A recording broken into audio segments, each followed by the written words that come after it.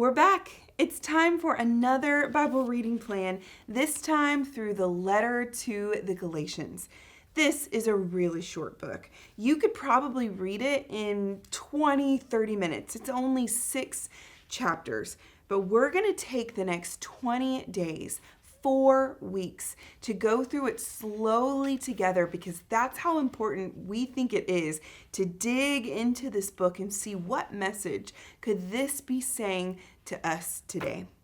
There's a couple right in the first chapter that are really speaking to me, and one of them that I want to talk to you about this morning is, what does it mean to follow Jesus? This may seem like a really simple question. It's a question we've asked in other plans and even just as Christians in general, but what does it mean to follow Jesus? This is really, in large part, the question at the heart of this book, because the people that Paul is writing to are really stuck between what you may know as like a rock and a hard place, that expression. They're stuck between 2 decisions that equally feel not quite right, but they're facing pressure on both sides, like the walls are caving in and they've got to do something. You see, on the one hand, Galatia is a region that's kind of backwater. I grew up in a really small town, like we called it like hillbilly land, it's the boondocks, whatever word you know it by. This is not a bustling city center. This is a rural area. And it just so happens that there's also a contingent of very faithful and pious Jewish believers. And what they're going to say is, if you're a Gentile Christian, aka if you're not Jewish and you want to come and follow Jesus, well, then what it means for you to follow Jesus is to convert to Judaism. You need to be circumcised. You need to follow the food laws. You need to do all the ritual impurity things. You need to follow Torah. And they've heard that, while that might be good, Paul has taught that that's not really the right thing to do. So that doesn't feel quite right. But then on the other hand, you have the Romans. And what the Romans say, if you want to follow Jesus, is, we don't care, but you better also still be in the temples offering sacrifices to Caesar and the other gods and goddesses that we follow. Like, we don't care. If you want to worship that god, sure, fine, whatever. Don't call him king. But you also better be in here worshiping our gods too. And so you can kind of see the 2 really difficult situations on either side of these non-Jewish Christians, these Gentile Christians. And I think it's out of compassion for them that Paul writes this letter, because he's trying to help them answer that question. What does it mean to follow Jesus? The temptation is to convert to Judaism, by the way, because the Romans have this rule. The only exception out of their whole God, goddess, Caesar worship is if you're Jewish. And so if you want to go the safe route, just convert to Judaism, and then you don't have to worry about this anymore. But then you're stuck with all these really heavy burdens that come with Judaism.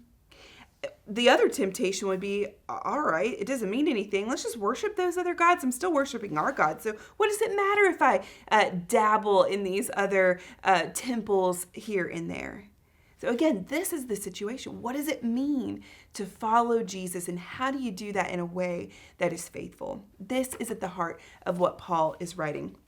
And we see that in verse 6 in chapter 1. I am astonished, Paul says, that you are so quickly deserting him who called you in the grace of Christ and are turning to a different gospel. What he means by that is the people who are tempted to turn to one or the other, particularly this side. This is no gospel, he's going to argue. There's only one gospel. And what he says that really knocked me between the eyes this week is here at the bottom in verse 10. He's explaining this whole scenario and what it means to follow Jesus. And then in verse 10, he says this, "For am I now seeking the approval of man or of God?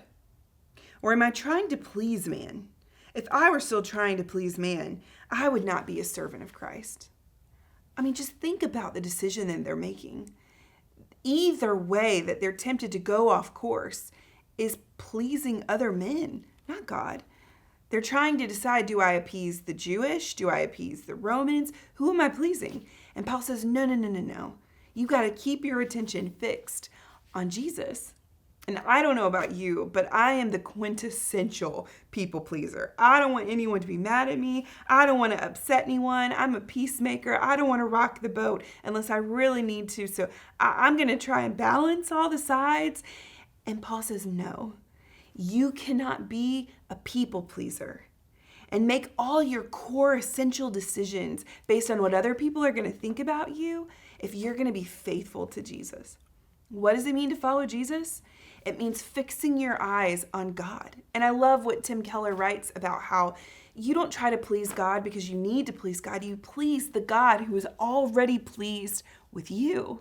That's why we seek to please God. Because God is the only one who's already looking at you and smiling. He's already pleased with you. And so you keep going after the one who is already pleased with you.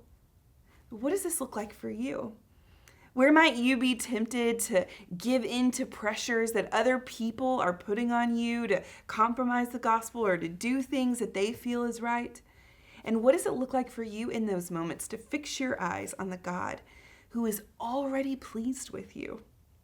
This is just the beginning of unpacking this question of what it means to follow Jesus. We have 6 chapters in this book, all dedicated to answering that question.